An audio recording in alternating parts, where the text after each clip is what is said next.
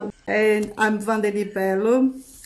I am one of the councillors for the Brazilian community in UK, and I'm also the author of this children's book called, in Portuguese, Gloria Duck in Deu a Louca na Pata, and in English it's called Gloria Duck Went Bonkers. Just a little pic. This book is the first edition. And the new edition will be out soon, so I will let you know. And it will be this time in Portuguese, English, Italian, and French. Oh, So Your Worship, welcome to this live chat. Thank you for joining us. It's such a pleasure to have you here with us. Well, It's amazing. Yeah, thank you for inviting me. No, thank you. And I have my English cup of tea to share with you and the guests. Well, a little birdie told me that you like the song Starman, so that's why I was playing it for Thank you. you. Yes, I've been a lifelong David Bowie fan. I first went to one of his concerts in 1975. It was his Thin White Duke concert at Earl's Court. Brilliant Zumba teacher from Brazil. Oh, he's from Brazil. Yeah, quite a few Brazilians teaching Zumba here because I think the rhythm is very Brazilian as well. Oh, that's amazing. Zumba is very good. It's good for the body and good for the mind as well. If you know the song, you can sing along and dance. And yeah, I think it's just perfect. You have everything in one class. It's great. I'm not sure my moves are anywhere near very good, but I enjoy it. I'd never video myself doing it because I'd probably look awful, but I enjoy probably not to the music. Yeah. No, it was me for sure because I am, those ones that everybody's going to the left, I'm going to the right. And what's very embarrassing is the fact I am Brazilian. So everybody expects me to dance well and, get all the steps right. And I'm like, no, I'm not that kind of Brazilian. I can't dance. You're very lucky. We're one of the greenest boroughs in London. And we have one of the biggest amounts of green space in the London Borough of Merton. So we are really lucky, especially in this lockdown, to have all this space around us to enjoy. Because I love British culture, British way of being, everything about the British. And I can see here at UK, I don't know if you heard about. I have, and funnily enough, last year I did a 5K run stroke walk for Cancer Research UK with some of my Aquafit buddies. So there were, I think, 6 of us, and we literally raised nearly £700 for cancer research by doing the 5K walk run round. Wow! Did you walk or did you run? I sort of ran for a bit and then walked and then. Oh yeah, that's fair enough. This is what I do. That's fair enough. I came in at 39 minutes for 5K, which isn't too bad. No, that's very good actually. Very good. Very, very good. Yeah, we did this as a family, this 5K. So you run or walk 5K, you nominate 5 people and you donate £5 to the NHS. And then my daughter and I especially, we got addicted to it. Amazing action. I really got very emotional by seeing, what's his name?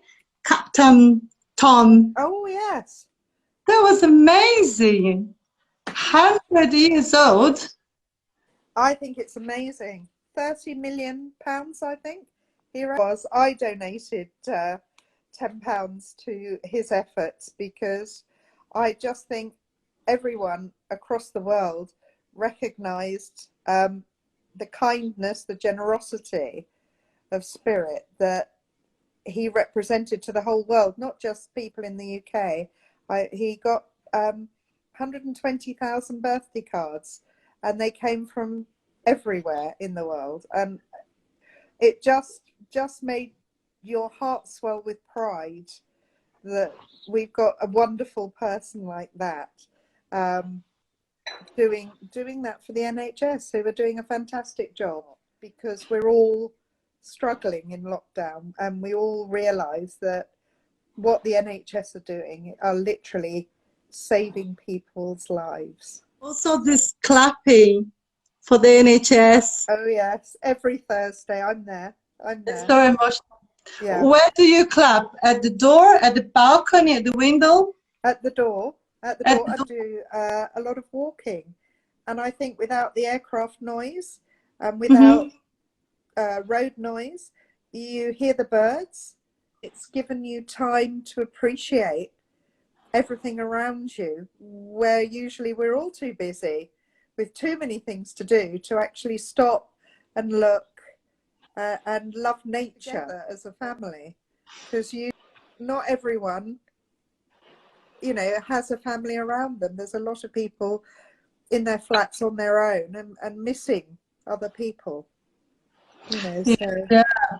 And yeah, there are lots of people very anxious as well. Also anxious for having all the family at home, because during normal life, everybody come and go to school, to work. Yeah? But now it's all the time, 24/7. So it can be quite overwhelming. It is, and homeschooling. They had to become teachers like in a blink. Yeah. And also, how is the council coping with the pandemic? So I think the council are doing a good job, because our rubbish is still being collected.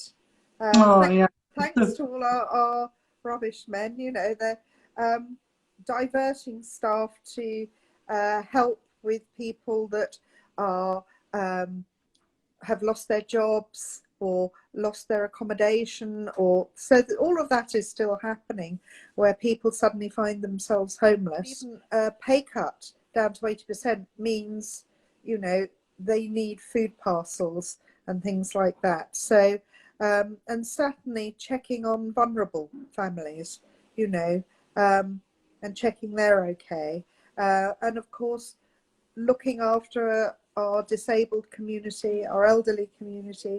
One of the highlights of my mayoral year was the Queen came to the London Borough of Merton.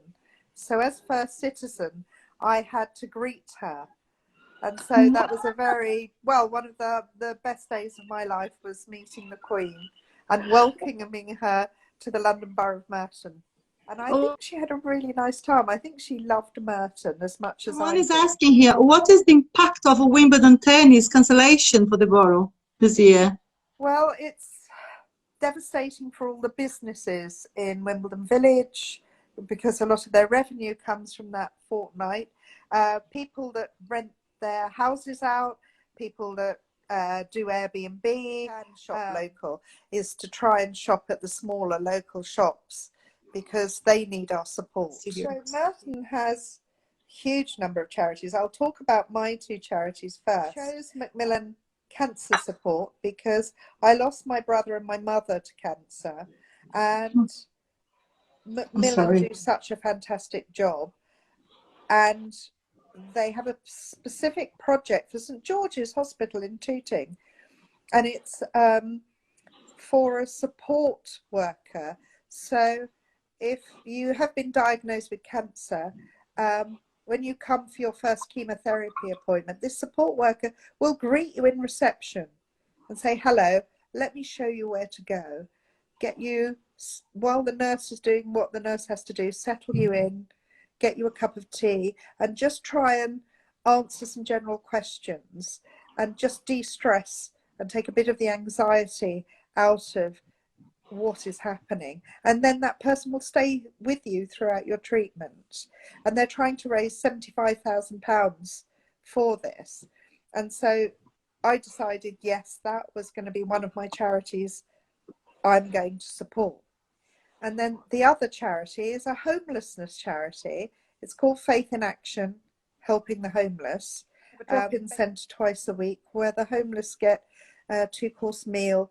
They can wash their clothes, have a shower, have a haircut. The local hairdressers come and give them. Oh, that's nice. For those where English isn't their first language, they run English classes.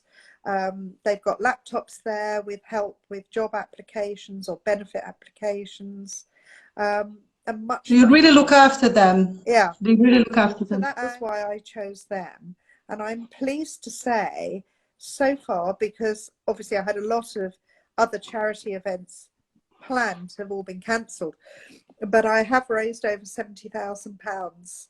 Wow! So, Well done. So if anyone wants to give any money, that would be super. Hey, viewers watching us, let's donate. I'm reading about you. Sorry, I've been spying on you. And I found out that you studied university when you were a working mother. So I was. My children were about 2 and 4 at the time. 2 and 4. I had a full-time job, and I decided to do a diploma in management studies, and then I got a master's degree in operations management with distinction, I should add. Wow, you're very inspirational. I really resonated with that because I am studying now. I am a university now. I'm studying business. I'm a tourist student. It's an adventure really, because I sit next to like 18s and 19 years old, and really enjoy. I want to study. I want to do my best. I want is completely a different mindset, completely different, and also is a good role model for your children to go to university to study. So these old shades. Yeah, by Georgette Heyer.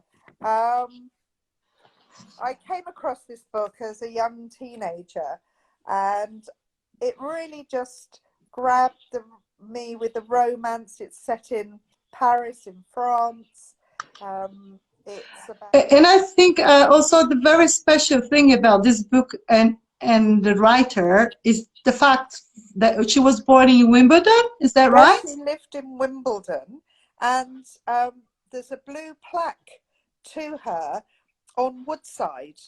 That's SW19 Woodside Road. Portal Londres say hello both. You are so inspiring people. Oh, thank you very much. Thank you. Absolutely, because the heroine is pretending to be a boy, and falls in love with the Duke, and the Duke can't, takes a long time to realise that he has feelings for a boy. Her first reader was her father, and then her husband. Well, thank you very much. Pleasure. You're very inspirational. You are a brave lady, and we are very proud for having you as a mayor.